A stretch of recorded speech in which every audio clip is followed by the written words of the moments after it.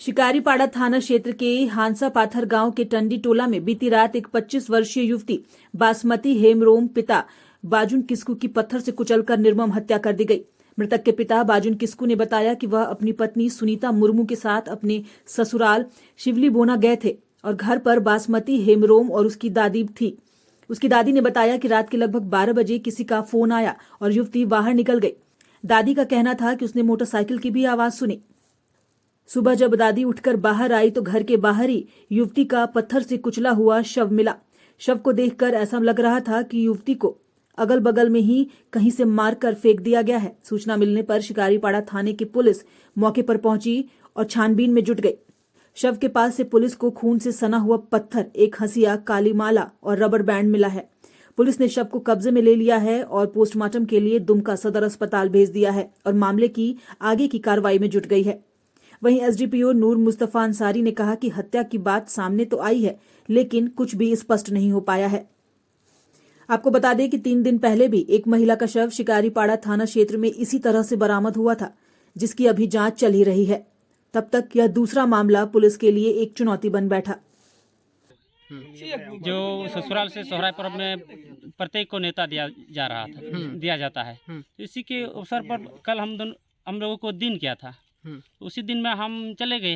अच्छा। तो यहाँ वो मेरा संथाली में नाना बोलते हैं उसी, और वो लड़की बासमती दोनों यहाँ घर में देख रेख के लिए रही। ऐसे ही ये फोन में कौन किसका फोन आता रहता है, हम तो मालूम ही नहीं आता है। अच्छा।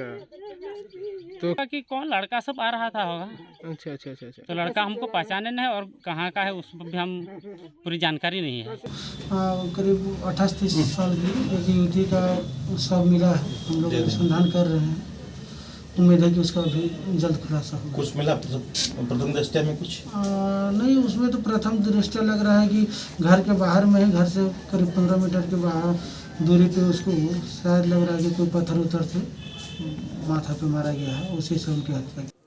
न्यूज विंग के लिए दुमका से विजय तिवारी की report. Giridih is a small place, and we have like very less facilities in terms of education and this kind of infrastructure. It came to our mind that basically there should be good opportunities for the students of Giridih, those who are leaving the town and going outside for studies, their higher studies and their education. I wanted my son to start with the coding classes, so I researched it online. I got through all the reviews and everything.